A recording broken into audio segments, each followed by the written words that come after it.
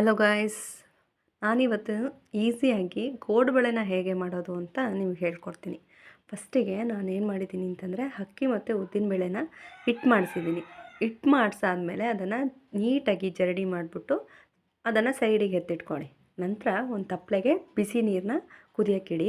ಅದಕ್ಕೆ ಸ್ವಲ್ಪ ಉಪ್ಪು, ಖಾರ ಪುಡಿ ಮತ್ತು ಜೀರಿಗೆ ಈ ಮೂರನ್ನು ಆ್ಯಡ್ ಮಾಡಿ.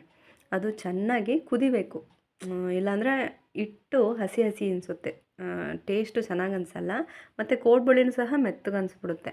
ಸೊ ಹಾಗಾಗಿ ನಾನಿಲ್ಲಿ ಏನೇನು ಹಾಕಿದ್ದೀನಿ ಅಂತಂದರೆ ಖಾರ ಪುಡಿ, ಜೀರಿಗೆ, ಉಪ್ಪು ಹಾಕಿದ್ದೀನಿ. ನಂತರ ಸ್ವಲ್ಪ ಕಾಯಿ ತುರಿನೂ ಸಹ ಅದಕ್ಕೆ ಆ್ಯಡ್ ಮಾಡ್ತಾಯಿದ್ದೀನಿ. ಟೇಸ್ಟ್ ತುಂಬ ಚೆನ್ನಾಗಿರುತ್ತೆ. ಸೊ ಹಾಗಾಗಿ ನಾನು ಕಾಯಿನ ಆ್ಯಡ್ ಮಾಡಿದ್ದೀನಿ ತುರಿದ್ಬಿಟ್ಟು. ನಂತರ ಫ್ಲೇಮ್ ಒಂದು ಸ್ವಲ್ಪ ಜಾಸ್ತಿ ಕೊಟ್ಬಿಟ್ಟು ಅದು ಕುದೀತಾ ಇರುತ್ತಲ್ವ, ಆಗ ಒಂದು 3 ಕಪ್ನಷ್ಟು ಹಸಿ ಹಿಟ್ಟಿರುತ್ತಲ್ವ, ಅದೇನು ಅಕ್ಕಿ ಹಸಿ ಹಿಟ್ಟಿರುತ್ತಲ್ವ ಅದನ್ನು ಮಿಕ್ಸ್ ಮಾಡ್ತಾಯಿದ್ದೀನಿ.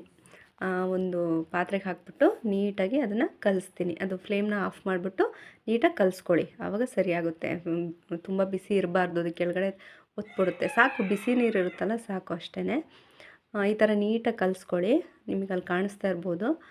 ಅದನ್ನು ನೋಡಿ, ಒಂದು ಚಪಾತಿ ಹಿಟ್ಟಿನ ಥರ ಹದ ಬರಬೇಕು. ತುಂಬ ಸುಡ್ತಾಯಿತ್ತು, ಸೊ ಹಾಗಾಗಿ ನಾನು ಸ್ವಲ್ಪ ತೆಗ್ದು ತೋರಿಸ್ತಾ ಇದ್ದೀನಿ ನೋಡಿ. ಅದು ಚಕ್ಲಿ ಕಟ್ಟೋ ಥರ, ಕೋಡುಬಳೆ ಕಟ್ಟೋ ಥರ ನಿಮಗೆ ಹದದಲ್ಲಿರಬೇಕು, ಕಾಣಿಸ್ತಾ ಇರ್ಬೋದು. ಆ ಥರ ಮಾಡ್ಕೊಳ್ಳಿ, ಕಲಿಸ್ಕೊಳ್ಳಿ. ತುಂಬ ತೆಳ್ಳಗಾದರೆ ಚೆನ್ನಾಗಿ ಅನಿಸಲ್ಲ. ನಂತರ ಏನು ಮಾಡಬೇಕಂದ್ರೆ ಅದನ್ನು ಚಪಾತಿ ಹಿಟ್ಟನ್ನು ಹೇಗೆ ನೀವು ನಾದ್ತಿರೋ ಆ ಥರ ನಾದ್ಕೊಬಿಟ್ಟು ಅದನ್ನು ನೀಟಾಗಿ ನಾದಬೇಕು.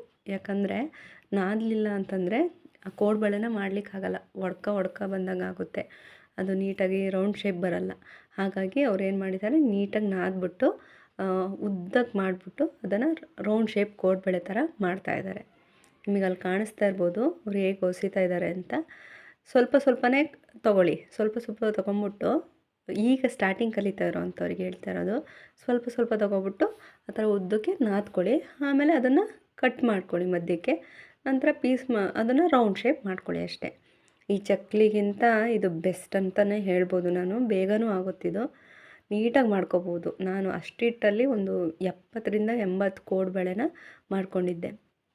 ಟೇಸ್ಟು ಅಷ್ಟೇ ತುಂಬ ಚೆನ್ನಾಗಿ ಬಂದಿತ್ತು. ಈಸಿ, ಬೇಗನೆ ಮಾಡ್ಕೋಬೋದು, ಈಸಿಯಾಗಿ ಮಾಡ್ಬೋದು ಅಂತಲೇ ಹೇಳ್ಬೋದು. ಈ ರೀತಿ ಮಾಡ್ಕೊಬಿಟ್ಟು ಅದನ್ನು ಎಣ್ಣೆಗೆ ಹಾಕಿ ಕರೀರಿ, ತುಂಬ ಚೆನ್ನಾಗಿರುತ್ತೆ. ನಾವು ಕೊಬ್ಬರಿ ಎಣ್ಣೆನ, ಪ್ಯೂರ್ ಕೊಬ್ಬರಿ ಎಣ್ಣೆ, ಅದು ಗಾಣದಲ್ಲಿ ಹಾಕಿರೋವಂಥದ್ದು, ಅದನ್ನೇ ಜಾಸ್ತಿ ಯೂಸ್ ಮಾಡೋದು. ಓಕೆನಾ? ಈ ಥರ ನೀಟಾಗಿ ಕೋಡುಬಳೆನ ನೀವು ಮಾಡಿಕೊಂಡು ಮನೇಲಿ ತಿನ್ನಿರಿ, ತುಂಬ ಚೆನ್ನಾಗಿರುತ್ತೆ ಗರಿ ಗರಿಯಾಗಿ. Thank you so much.